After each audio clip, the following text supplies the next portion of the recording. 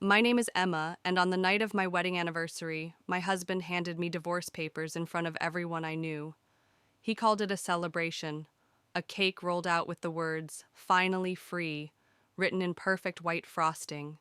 Glasses clinked, laughter echoed, and Raymond, my husband, stood tall as if he had just closed the deal of his life. He looked at me like I was nothing more than dead weight he had carried for too long. The room waited for me to collapse. That was the performance he wanted. He expected tears, broken pride, and humiliation etched across my face. Instead, I smiled. My fingers didn't even tremble as I picked up the pen. One stroke at a time, I signed his carefully prepared papers. The applause rose around us as if I had given him his freedom. But inside me, something much more powerful was taking shape. That signature was not the end. It was the beginning of his downfall. I wish I could tell you I was shocked, but the truth is, I had been watching him closely for months. The way his charm had hardened into arrogance, the way his words had shifted from partnership to ownership, and the way he calculated every move like a man running a show, not living a marriage. Even as laughter surrounded me that night, my mind was somewhere else. I thought of the journals hidden in my office drawer, years of recipes, supplier contracts, training programs, and menu designs. I thought of Marcus, my chef, and Patricia, my sommelier people, who knew where the real innovation came from. And I thought of my father's voice, rough with whiskey and wisdom, warning me long ago. Men like Raymond don't marry women. They marry opportunities. That night, Raymond thought he had erased me. What he never realized was that he had given me the exact stage I needed to expose him. The party wasn't my funeral. It was his opening act. And as the laughter died down, I looked at him, raised my chin, and whispered to myself, "You have no idea what you just unleashed." The night of the divorce party ended, with laughter echoing in my ears, but my silence was deliberate. When I woke the next morning, I knew something inside me had shifted. I wasn't the broken wife Raymond wanted me to be. I was a woman with clarity. I remember standing at the French windows of our penthouse, looking at the city below.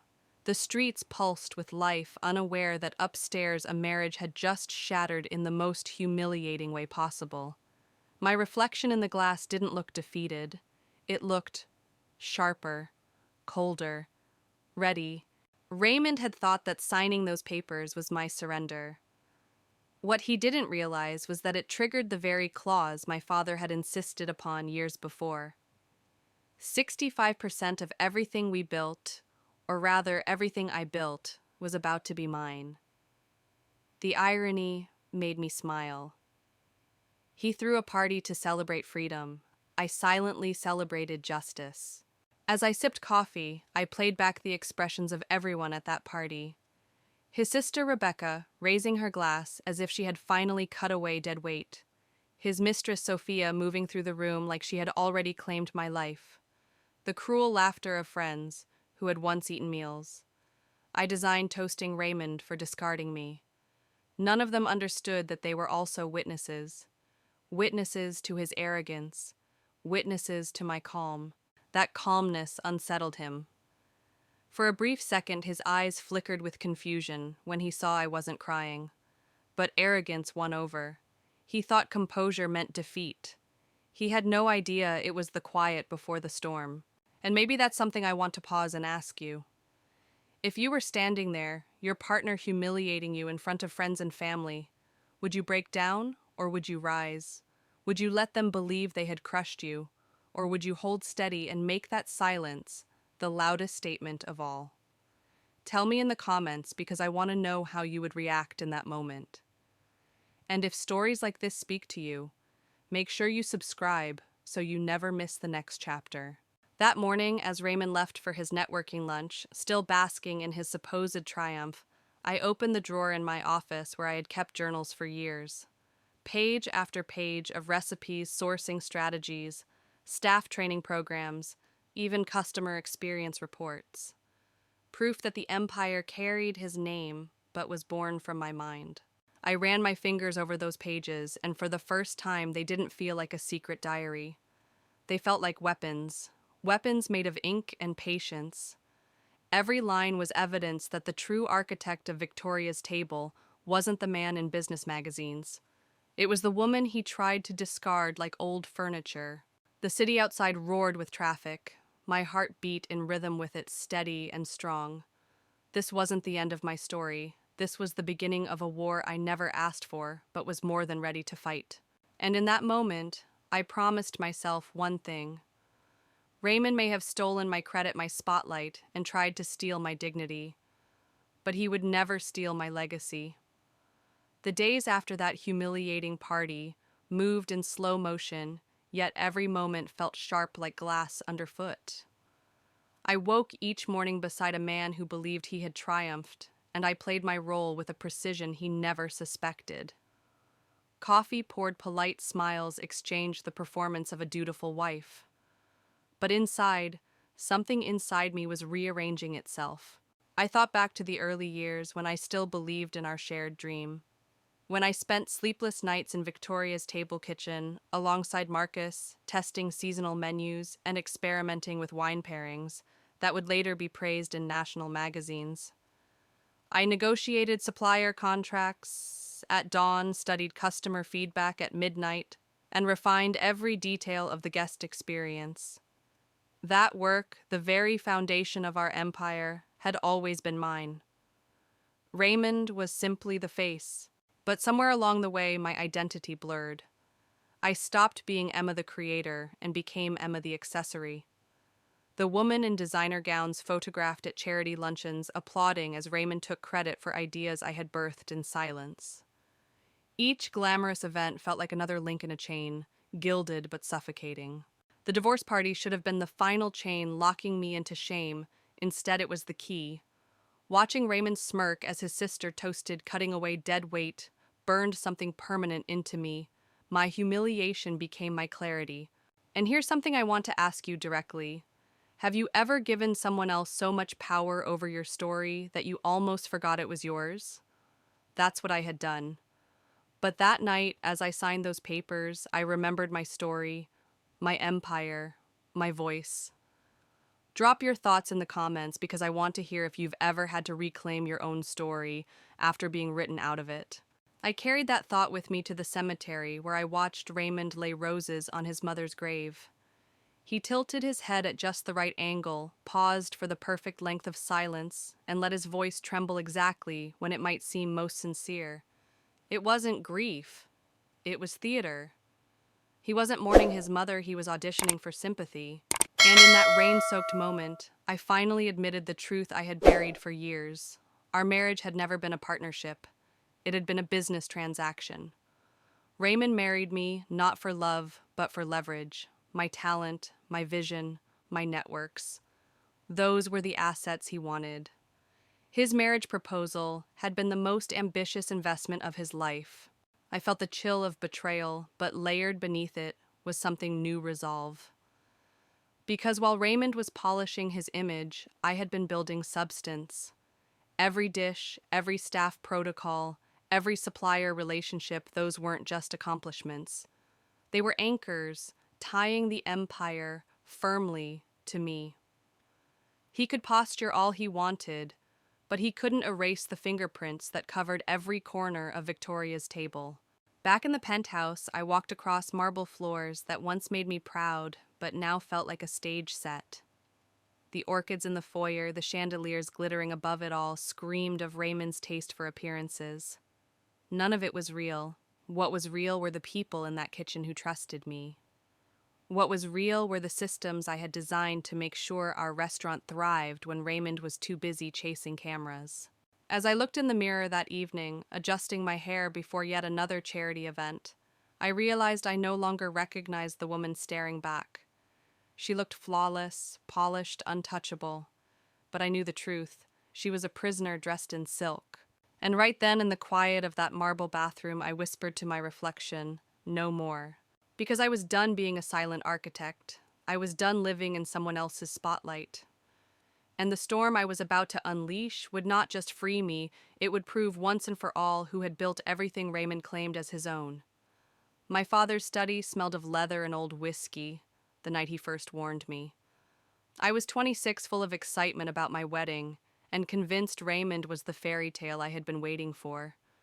But my father Logan had lived long enough to recognize patterns. He had seen men who courted ambition more than love, and he wasn't fooled by Raymond's polished charm. Emma, he told me, his voice low, but heavy men like him don't marry people. They marry opportunities. Promise me you'll sign this clause. He slid the document across his oak desk, the light glinting off his crystal tumbler. The prenuptial agreement stated it clearly. If Raymond initiated divorce or strayed into adultery, 65% of our assets would be mine. I remember bristling at his insistence. It felt insulting, as if my father doubted my judgment, as if he couldn't believe I had found real love. I laughed nervously, telling him times had changed, but he wouldn't bend. Protect yourself, he said, not because you don't trust him now, but because you may not trust him later. The night before the wedding, surrounded by silk dresses and floral arrangements, I decided to read that agreement one last time. I wanted to understand exactly what I was signing to ease my father's worry, but when I searched for the papers the next morning, they had vanished. I asked Raymond about them, and he laughed it off with that easy charm that had once captivated me. Lawyers and their paperwork, he said, straightening his tie in the mirror. Don't worry, darling. We have forever to sort out the details. Forever. At the time, the word made me melt. Now, the memory made me feel sick. Raymond never left details to chance. The missing prenup wasn't a mistake, it was a strategy. He had orchestrated its disappearance because he knew exactly what it protected me from. Looking back, I saw the signs clearly.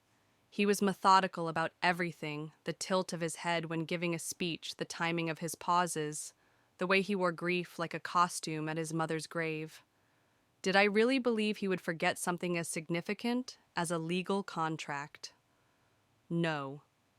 He had erased it to ensure that when the day came, I would have nothing. But here's the twist: he never accounted for my father's insistence had left a paper trail. His signature remained on the original. Mine did not. And that tiny gap, that oversight, would become the crack in the armor Raymond believed was impenetrable. Sometimes I think about that moment in my father's study. The smell of whiskey, the scratch of his pen as he slid the contract toward me. I remember rolling my eyes, believing he was overprotective. I didn't realize then that his wisdom would one day become my salvation. And maybe this is where the story reaches out to you too. How many times have you ignored a warning because love felt louder? How often do we dismiss advice because it doesn't fit the dream we want to believe in? My father's voice had been inconvenient, even frustrating. But it turned out to be the anchor that kept me from drowning when Raymond finally revealed who he truly was. By the time I understood all this, the rain was still falling outside the cemetery. Raymond stood with roses arranged in perfect symmetry, thinking he was in control. But inside me, the truth had already shifted. His performance was flawless, yes. But my father's clause, buried, dismissed, nearly forgotten, was about to undo his entire act. The truth about my marriage crystallized in one painful realization. I had built the empire, yet I was invisible in its story. Raymond never cooked a single dish, never negotiated a single supplier contract, never spent long nights testing flavors with Marcus. And yet magazines splashed his face on glossy covers, calling him a visionary. While he was shaking hands at investor galas, I was in the kitchen redesigning workflows, writing training manuals, and developing sourcing programs that drew environmentally conscious diners. I poured myself into every detail, from pairing the right wine with each seasonal menu to coaching servers on how to create unforgettable guest experiences. Those innovations weren't random strokes of luck. They were deliberate, tested, refined. And all of them carried my fingerprints. But when the cameras came, Raymond stepped forward. I stepped back. At first, I convinced myself that silence was temporary, that one day he would acknowledge me, even celebrate me. But the longer I stayed quiet, the more I realized he had no intention of sharing credit. His ego fed on my invisibility. The irony was brutal. The empire everyone admired wasn't the result of Raymond's genius. It was built by a woman working in the shadows, convincing herself that invisibility was love. Standing in that gilded penthouse, adjusting orchids in the foyer, I saw my role for what it had become, not partner, not creator, but accessory. And I want to pause right here because maybe you've been there too. Maybe you've watched someone else take credit for your ideas. Maybe you've dimmed your own light just to keep peace. If you've ever been overshadowed like that, I'd love for you to share your story in the comments. And don't forget to join our community by subscribing. This space is for voices like yours, the ones too often ignored. I thought back to my journals stacked neatly in the office drawer. They weren't just notes, they were a ledger of truth. Recipes, supplier contracts, staff evaluations, seasonal strategies, an archive proving who the real architect was. In those pages, my voice was loud and undeniable. One night I flipped through them, while Raymond entertained important guests in the dining room. His laughter echoed through the marble halls, but my pen scratched across the page louder in my mind. I documented everything, even the smallest decisions. I wrote about the sustainable sourcing program that cut costs without compromising quality. I described the training system that turned new servers into polished professionals in weeks. Each detail was more than memory, it was evidence. Evidence that could not be erased, evidence that would one day be my sword and shield. Raymond thought of me as a resource, something to be harvested. Like the wine grapes he bragged about pairing with seasonal menus he didn't even understand. He didn't see that by erasing me publicly, he was sharpening me privately. Every time he stole credit, I wrote more. Every time he dismissed me, I built stronger systems. Every time he silenced me, I found new ways to preserve the truth. He was making me invisible. But invisibility has a strange power. It lets you move freely, prepare quietly, and strike when no one sees it coming. That's what he never understood. By refusing me the spotlight, he gave me the shadows. And in those shadows, I was building something he could never control. It was a Thursday afternoon when I found the phone. Raymond had left in a rush off to another conference, his suit jacket still swaying on the back of a chair. The house was quiet, too quiet. That's when I heard the buzz on the granite counter. His phone, something he never let out of his sight, was vibrating against the polished stone like a wasp in a glass. At first, I only meant to call him to tell him he had forgotten it. But when I touched the screen, it lit up without a passcode. Dozens of notifications filled the display, all from a name I didn't recognize, Sophia. My stomach tightened as I opened the thread. The words hit like blows. Photos of intimate dinners at restaurants I'd never heard of. Weekend getaways to seaside hotels where Raymond had claimed he was attending business meetings. Texts filled with plans for a future that erased me completely as though I had never existed. Sophia called me that naive little wife, mocking my ignorance. Raymond replied with smug confidence, relieved that the prenuptial agreement was no longer an obstacle. They spoke about divorce as if it were a business deal. Timing, logistics, strategy. The phone slipped from my trembling fingers and clattered against the counter. The sound echoed through the empty kitchen like a gunshot. I stared at the glowing screen, my breath shallow, the world tilting sideways. I had always prided myself on reading people on sensing lies before they bloomed. Yet, here I was, blindsided in my own home. When Raymond returned that night, he wore the same smug smile, apologizing for unexpected client meetings. He kissed my cheek as though nothing had happened. I let him talk. I nodded. I smiled. And later, when he finally drifted into sleep beside me, I rose quietly and walked to his study. The room reeked of leather and expensive cologne. Awards lined the shelves, photographs of him shaking hands with industry leaders, all built on the empire I had created. I opened his desk drawers, methodical as a surgeon. And then behind a false panel, I found it. The original prenuptial agreement. His signature was there, crisp and undeniable.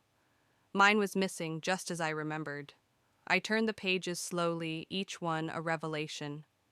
Tucked beside it were folders, bank statements from accounts in the Cayman Islands property, deeds in his name alone, and correspondence about selling Victoria's table to a hotel conglomerate. The betrayal was complete. He hadn't just cheated with another woman. He had cheated with my life, my work, my future. He had built an escape route lined with stolen bricks from the foundation I had laid. I sat in his leather chair, the documents spread before me, and for the first time in years I didn't cry. I calculated. I photographed every page with steady hands, saving them into hidden folders of my own. Then I put everything back exactly as I found it, leaving no trace of my discovery. When I returned to bed, Raymond stirred and mumbled something incoherent, resting his hand lazily across me. He believed his secrets were safe. He believed I was still the naive little wife Sophia mocked in her texts. But the truth had shifted. I wasn't naive anymore. I was awake. The next morning, as sunlight streamed across the marble floors, I watched Raymond leave for another meeting. His stride carried the arrogance of a man certain he held every advantage. He didn't know that his empire was already beginning to slip through his fingers, and as the door closed behind him, I whispered into the silence, "You've already lost." When I returned to the restaurant the following evening, Marcus was waiting. He leaned against the counter, his hands rough from years of work in the kitchen, but his eyes steady. "Mrs. Emma," he said softly, "we all know who really runs this place." His words hit me harder than the betrayal I had uncovered in Raymond's files, because it meant the truth hadn't just lived in my journals, it lived in the hearts of those who work beside me every day. For years, the staff had been quietly resisting Raymond's incompetence. When he suggested menu changes that made no culinary sense, Marcus would nod politely, then toss the notes in the trash and follow my original plan. When Raymond attempted to lecture Patricia, our sommelier, about wines, he couldn't even pronounce she documented his errors and turned back to my pairing lists. The servers kept logs of every false promise Raymond made to customers' claims about dishes he didn't understand. Capacities we couldn't meet, experiences he thought sounded luxurious but were impossible in practice. Their loyalty humbled me. They had been protecting my work, shielding the restaurant's reputation from the man who claimed to be its architect. And they were prepared. Marcus had detailed notes, Patricia had records, even the junior staff had journals. Together, they had created an invisible safety net that kept Victoria's table from collapsing under Raymond's reckless directives. That night, as we conducted inventory after closing, Marcus placed a folder on the counter. Inside were testimonies, dated logs, and correspondence, all proving how they had followed my lead instead of Raymond's. "If you ever need this," Marcus said, "it's yours. Every single one of us stands with you." I looked around the quiet kitchen, the hum of refrigeration units, the faint scent of herbs still lingering in the air, the polished knives reflecting overhead light. This was my domain. These people weren't just employees, they were allies. They had seen through Raymond long before I allowed myself to. And I want to ask you something here. Have you ever had people quietly believe in you when you didn't even believe in yourself? That moment when someone looks you in the eye and says, "We've always known the truth." Share that in the comments. Because those hidden loyalties, those unseen acts of faith, are often what carry us when we feel most invisible. Walking home that night, the rain slick on the streets, I felt less alone. For months, I had carried the weight of betrayal in silence, believing I had to fight Raymond on my own. But the truth was different. I had an army of chefs, servers, and suppliers who trusted me, not him. And suddenly the game shifted. Raymond thought he was dismantling me. He thought Sophia's smirk and Rebecca's cruel toast had crushed my spirit. But what he couldn't see was the quiet, patient resistance happening under his nose. While he performed in boardrooms, I was building in shadows. While he sought applause, I was gathering allies. Raymond had no idea that every step he took toward discarding me was actually tightening the noose around his own empire. For the next 6 months, I lived a double life. By day, I was the devoted wife standing beside Raymond at board meetings and charity luncheons, applauding as he paraded my work as his own. By night, I became something else entirely, patient, methodical, strategic. It was surreal at first, slipping into the role he expected me to play. I nodded at his speeches, smiled at his jokes, and pretended to be impressed when he presented sustainability programs and customer initiatives that I had created. I clapped politely when investors congratulated him. And all the while, I kept my phone under the table, photographing his slides and collecting timestamps. Every fake smile was another brick in the wall I was building around myself. At home, I transformed the office into a war room. My journals became exhibits. Supplier contracts signed in my name became proof. Emails showing development dates became anchors. Robert, my attorney, walked me through each step. Every detail matters, he said. The stronger the record, the weaker his claims. So I built that record with a kind of discipline I didn't know I had. Patent applications went out covering the unique techniques Marcus and I had pioneered in the kitchen. Trademarks followed for signature dishes and customer service protocols Raymond liked to call his innovations. Even the training systems, the very ones that transformed green servers into polished professionals, were documented as intellectual property under my name. Piece by piece, I sealed every door he might try to open. The strangest part was how easy it became to deceive him. Raymond was so consumed with appearances, so convinced that I existed only to support his narrative that he never asked where I was spending my evenings. If I told him I was planning decor for a charity event or reviewing new design magazines, he believed me without question. His arrogance blinded him, and while he courted investors, I was courting something far more powerful: protection, legal clarity, ownership, the invisible fortress of truth. But it wasn't just law and paperwork. My allies inside the restaurant continued feeding me information. Marcus kept logs of Raymond's disastrous kitchen suggestions. Patricia maintained records of his wine blunders. The servers documented his empty promises to customers. Even the suppliers, like Maria Santos, quietly offered to testify that it was me, not Raymond, who negotiated terms and upheld standards. Together we were weaving a net so tight that when it snapped shut, Raymond wouldn't even see it coming. The weight of betrayal still lingered, of course. Lying beside him every night, hearing his steady breathing while I stared at the ceiling, I often wondered how I had ever loved him. But then I'd remember the texts with Sophia, the missing prenup, the secret accounts. And instead of despair, I felt resolve. Resolve to make him see that the woman he had underestimated was the same woman who had built everything he thought he owned. Sometimes as I watched him rehearsing speeches in the mirror, I marveled at how little he understood. He was still performing, still choreographing gestures, still convinced that life was an endless stage. He had no idea that behind his carefully lit spotlight, I was already writing the script of his downfall. Living that double life was exhausting, yes. But it also sharpened me. It forced me to find strength in silence, to channel my anger into precision. And in that silence, I discovered something about myself I had forgotten. I was not fragile. I was not breakable. I was fire waiting for oxygen. The party had been his opening move. The double life was mine. And soon, very soon, the game would end. The invitation arrived in a thick cream envelope with gold lettering. It promised an evening of celebration, though it never said of what.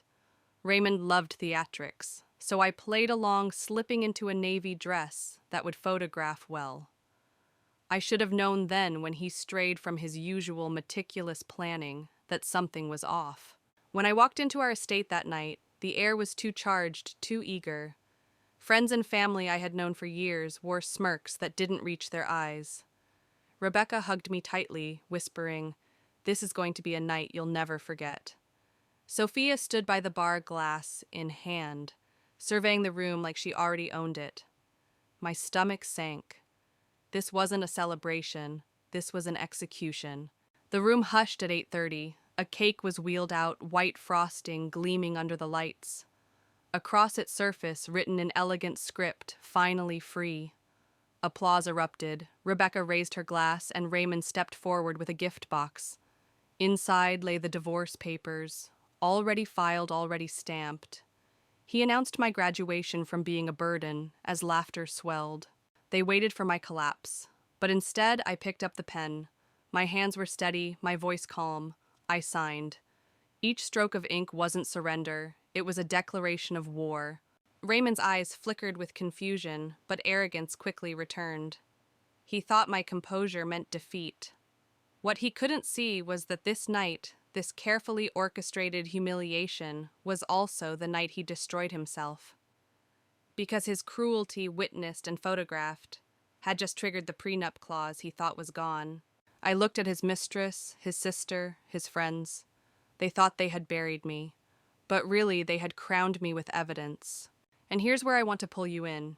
Imagine standing there humiliated in front of everyone, yet knowing the very act meant to destroy you was actually your key to freedom. What would you do with that kind of power? Think about it. Because the choice between collapse and clarity can change everything. I set down the pen and lifted my head high. "Consider it done," I said.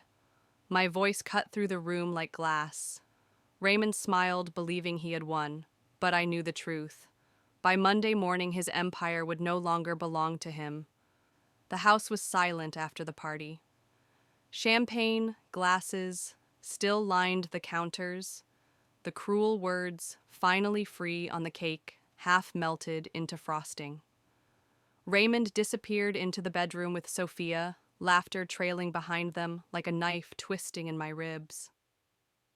I sat alone in the living room, staring at the divorce papers I had just signed.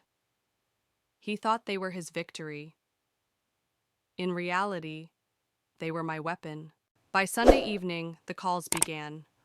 Marcus checked in first, asking if I was all right. Then Isabella left me a voicemail offering support, her voice calm but firm. By dawn on Monday, Robert, my attorney, had everything ready. At 9 o'clock sharp, the first wave of legal filings struck. Bank transfers, property deeds, investment accounts, all shifting under my name, triggered by the very prenup clause Raymond believed no longer existed. I imagined him that morning, coffee in hand, opening his laptop. At first confusion, then panic as one account after another froze. The prenup he thought he had destroyed was alive and undeniable. His own arrogance had given me the perfect evidence, public witnesses' photographs, even the celebratory cake, all proof he had initiated the divorce. 65% of everything was mine. While Raymond scrambled, I prepared.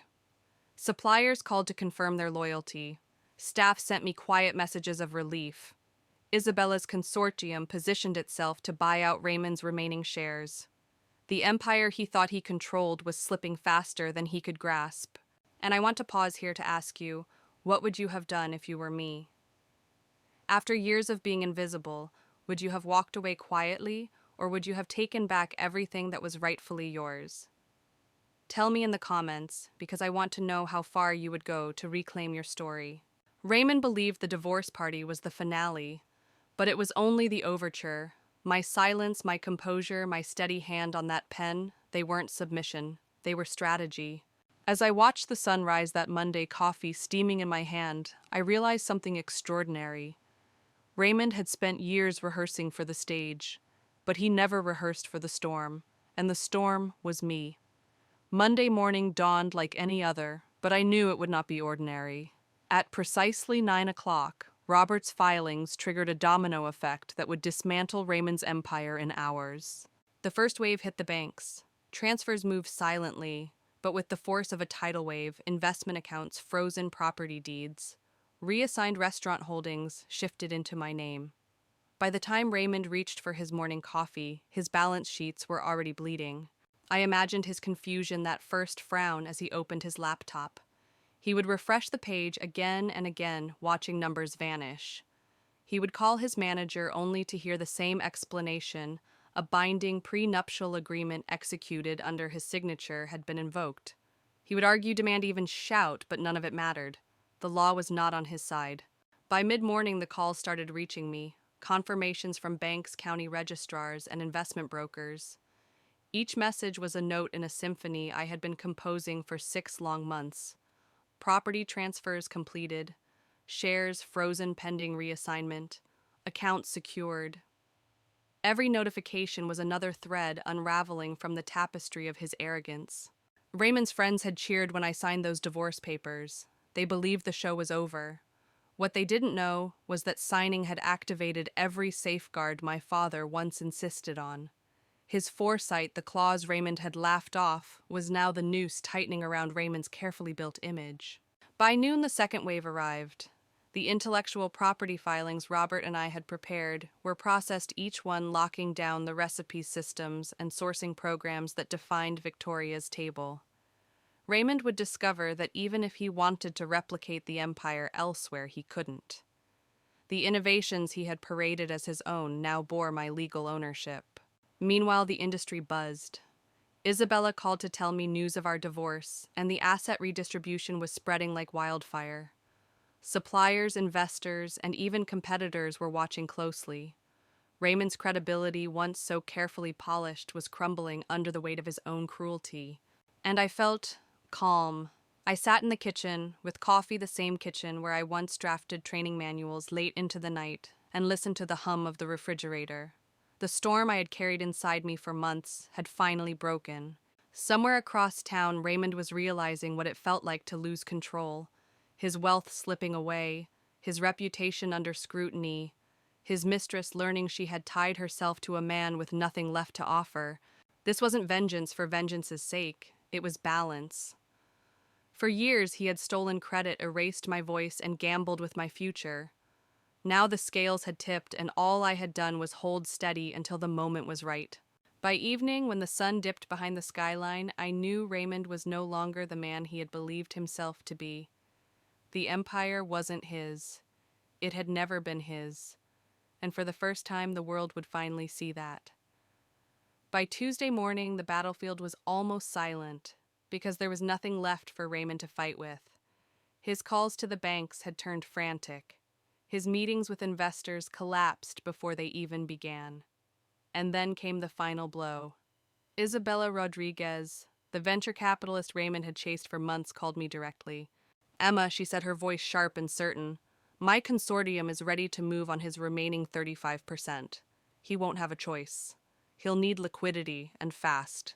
It was perfect. Within hours, offers were drawn up. By Wednesday, signatures were inked.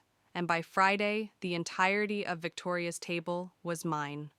Sole ownership, no shadows, no pretenses, no borrowed credibility. For the first time since the restaurant opened its doors, the name that carried it forward matched the hands that built it. I returned to the kitchen that afternoon, where Marcus was reviewing prep sheets with the line cooks.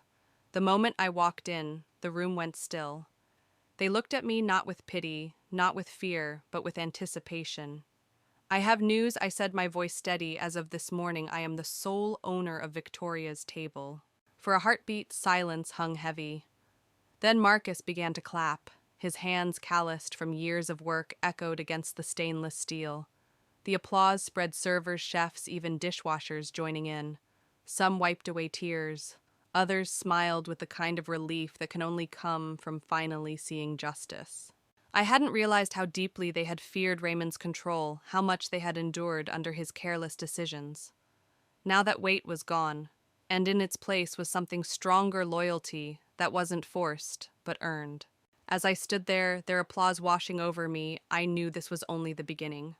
Because taking ownership wasn't just about reclaiming what was mine, it was about restoring the vision we had all fought to protect.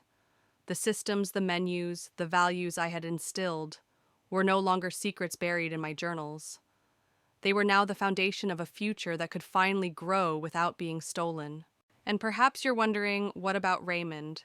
Where was he while I was being applauded in the kitchen that once terrified him? He was unraveling, scrambling to hold on to scraps. Sophia had stopped answering his calls. His sister Rebecca's pride was now coated with silence. And his so-called friends, they had already begun to distance themselves, unwilling to be tied to a man whose empire had collapsed in days. But here's what they didn't know. Raymond's reckoning wasn't over. His fall wasn't complete. What awaited him next wasn't just financial ruin. It was something deeper, something more personal. And when that moment came, he would finally see me for who I truly was. Not an accessory, not a burden, but the architect of everything he had ever pretended to own.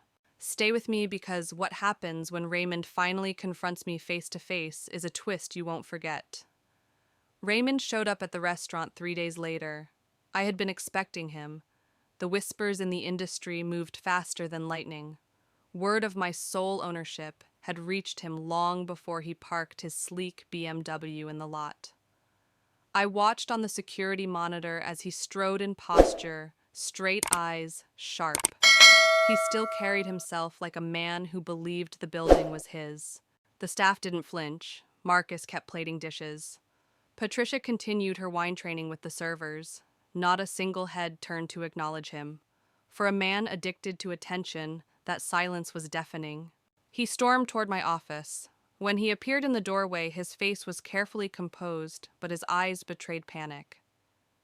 "Emma, we need to talk," he said, using the same condescending tone he once reserved for correcting me at dinner parties. I let him speak first. He rambled about misunderstandings, about lawyers overstepping, about how the restaurant was his dream. He insisted I couldn't simply take it away. I listened quietly, then slid a folder across the desk. Inside were the journals, contracts, and patents. His expression cracked as he flipped through page after page, proof that everything he called his vision had been my work from the start. And then came the cruelest blow. His phone buzzed. He answered, desperate for comfort, but Sophia's voice was cold. She was leaving. No money, no empire, no future. He had nothing left to offer her. The woman who had toasted his freedom vanished at the first sign of ruin. I leaned forward, letting silence stretch until he met my eyes. "Raymond," I said, my voice calm but firm, "you never built this. You borrowed it, and now it's time to pay it back." From my desk drawer, I pulled out an envelope, the same cream paper he had once used to deliver my divorce papers. Inside was an employment contract. Assistant manager. Reporting directly to Marcus. Salary fair but modest. Duties, customer service, operational basics, no authority. He stared at it horrified. "You expect me to work here?" he asked, voice cracking. "I expect you to learn," I replied. "For once, contribute something real." The man who once threw a party to celebrate my supposed destruction now sat trembling in front of me, offered a lifeline that felt more like poetic justice. And in that moment, I understood his humiliation was complete, not when he lost everything, but when he realized he had never owned it to begin with. And maybe you're wondering, if you were in my place, would you have offered him that contract or let him fall further? Would you have chosen justice with a sting of mercy or total annihilation? Tell me in the comments, and don't forget to subscribe. Because these stories of power reclaimed aren't just mine. They belong to all of us who've been underestimated. Raymond signed the contract with hands that shook, the flourish of his once confident signature reduced to a shaky scrawl. The irony wasn't lost on me 3 days earlier. He had handed me divorce papers with the same kind of flair, expecting to watch me crumble. Now he was the one crumbling, agreeing to serve in the very restaurant he once pretended to own. His first day as assistant manager began with a crisp black uniform folded neatly on his desk. Marcus, now executive chef and part owner, greeted him with professional courtesy. "You'll shadow me today," he said, his tone even but firm. For a moment, I saw a flash of pride in Marcuse's eyes, a quiet acknowledgement that justice had finally been served. Raymond tried to maintain his air of superiority, but the kitchen stripped him of it fast. The clang of pans, the sizzle of meat on the grill, the urgent calls of servers. It was chaos he had never learned to control. Marcus handed him tasks, restocking supplies, wiping down prep stations, learning table numbers. Simple jobs, but necessary ones. Jobs Raymond had always dismissed as beneath him. The staff watched carefully, their expressions a mix of curiosity and satisfaction.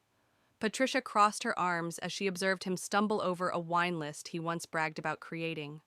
A server handed him orders to deliver, and Raymond's face flushed as customers raised eyebrows at being served by the man they remembered as the owner. Meanwhile, I focused on restructuring the business into what it should have been all along, a place where merit dictated respect. Marcus officially became executive chef and received a stake in ownership. Patricia was named beverage director, finally recognized for her acclaimed wine programs. Even the servers were offered training opportunities for certification, building real careers rather than just paychecks. The culture shifted almost overnight. Meetings were no longer Raymond's hollow performances. Instead, we discussed systems improvements and new opportunities. Staff who had once been ignored spoke up with confidence, their suggestions valued and implemented. And there was Raymond silent wiping tables, listening to Marcus explain how the flow of service really worked. He wasn't cruel anymore. He wasn't arrogant. He was learning slowly, painfully what it meant to contribute rather than claim. At first I thought I'd take satisfaction in his humiliation. But watching him stumble through the basics, I felt something different. Vindication, yes, but also closure. Because the truth was undeniable now, even to him. He saw the systems he had mocked. He learned the details he had ignored. Every day he worked under Marcus was a reminder that the empire had never been his. One night after closing, I walked through the dining room. Raymond was there polishing wine glasses, his shoulders slumped. He didn't look up when I passed. He didn't need to. His silence said it all. For me, that was enough. 6 months after Raymond's first humiliating shift, an envelope arrived in the mail that would change everything. Inside was a letter embossed with the seal of the James Beard Foundation. My hands trembled as I unfolded it, reading the words I had dreamed of for years. Victoria's Table has been nominated for innovation in sustainable dining practices.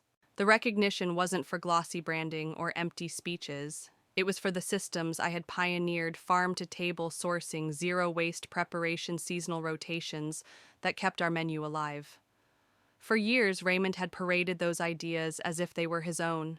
Now the world finally knew the truth. I attended the ceremony downtown with Marcus and Patricia by my side. Our table wasn't just a group of colleagues, it was a family forged in fire. When our restaurant's name was called, the applause felt different than any ovation I had heard before. It wasn't for Raymond's performance. It was for genuine innovation, authentic leadership, and a team that had been underestimated for far too long. Meanwhile, Raymond was back at the restaurant wearing his uniform, cleaning tables under Marcus's supervision. Customers whispered, some recognizing him, others laughing quietly at the role reversal. Every glass he polished was a reminder he had once claimed an empire, but now he was learning humility, one shift at a time. For me, the real triumph wasn't taking everything from him. It was proving that it had never belonged to him in the first place. The empire wasn't destroyed, it was reborn under the names of those who had actually built it. I often caught myself reflecting on the journey. The woman who had once stood silent in a gilded cage had become the architect of her own freedom. I had learned that true strength doesn't always roar. Sometimes it signs papers with steady hands and waits for the storm to break. And maybe that's the lesson you can take with you too. Power built on deception crumbles, but power built on truth endures. If this story has stayed with you, if you felt the sting of being underestimated and the thrill of reclaiming your voice, don't let it end here. Join our community by subscribing, and when you're ready, watch the next story. It will take you even deeper into the kind of betrayals and victories that remind us why we fight for our own names. Because sometimes the sweetest revenge isn't destruction, it's revelation. When I look back now, I almost can't believe it was me who lived through it. The girl who once adjusted orchids in the foyer just to make everything look perfect gone. The woman who stood silent while others praised Raymond for my work gone. In her place stands someone different. Someone who understands that silence can build prisons, but it can also sharpen swords. Someone who knows that when people underestimate you, they give you the greatest gift of all, the chance to rise when no one expects it. Victoria's Table is no longer a cage. It's alive, expanding, thriving under the leadership of those who earned their places. Marcus, Patricia, the servers, the suppliers, we are building something real together. And every time I walk into that kitchen, I'm reminded that truth once buried will always find its way to the surface. Raymond still works under Marcus, learning humility, one polished glass at a time. I no longer feel anger when I see him. What I feel is clarity, because revenge wasn't about his destruction. It was about my revelation, about finally stepping into the light and owning what was mine all along. If there's one lesson my story carries, it's this: never surrender your voice. Never let someone else write your story while you stand in the margins. You have more power than you realize, and sometimes all it takes is one steady signature to change everything. So the next time someone tries to dim your light, remember mine. And remember your silence is not weakness, it's strategy. And when the moment comes, your truth will roar louder than any performance ever could,